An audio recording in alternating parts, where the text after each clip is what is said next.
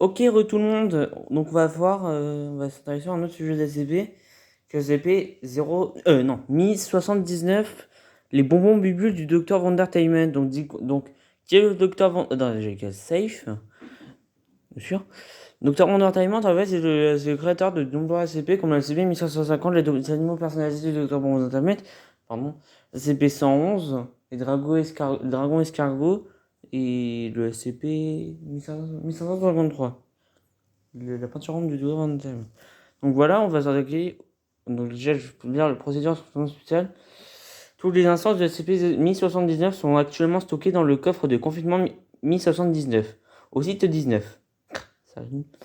Par ailleurs, les bases de données relatives aux listes d'objets sous surveillance sont sur le point d'être mises à jour avec les informations concernant SCP 1079, dans le but d'intercepter toute nouvelle cargaison qui pourrait apparaître à l'avenir.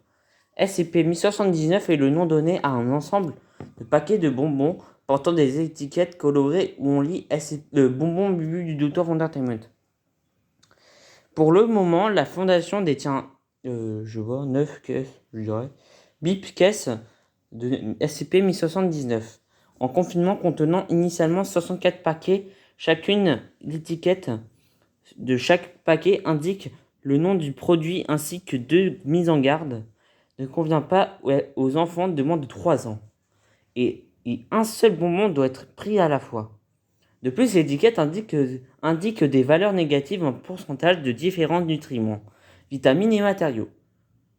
Aucun d'eux n'est présent dans SCP-1079. Des sujets humains ont signalé des sensations de picotement immédiatement après avoir ingéré SCP-1079. 10 à 15 secondes après, le sujet secrète son propre sang coloré en rose, sous forme de bulles, dégageant une odeur de chewing-gum qui mousse depuis les pores de sa peau au niveau de l'abdomen, des bras et du dos. Pardon. Le volume total de sang sécrété de cette manière est en général de 30 à 50 mm et ne présente pas de risque de santé immédiatement. Le volume sécrété augmente de manière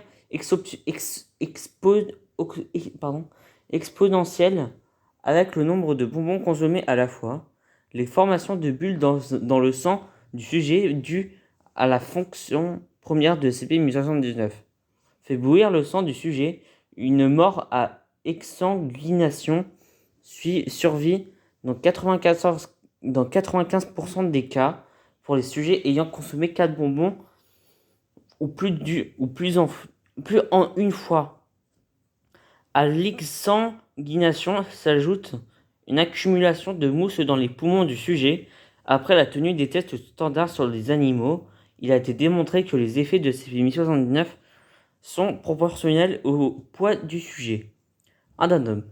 Depuis sa première découverte en 1990, les livraisons ont été faites à différents supermarchés. Les tentatives visant à remonter à un centre distribution ou un fournisseur ont été infructueuses jusqu'à celle suivant la dernière livraison, le Bip Bip 2005. Voilà, conclusion sur la SCP.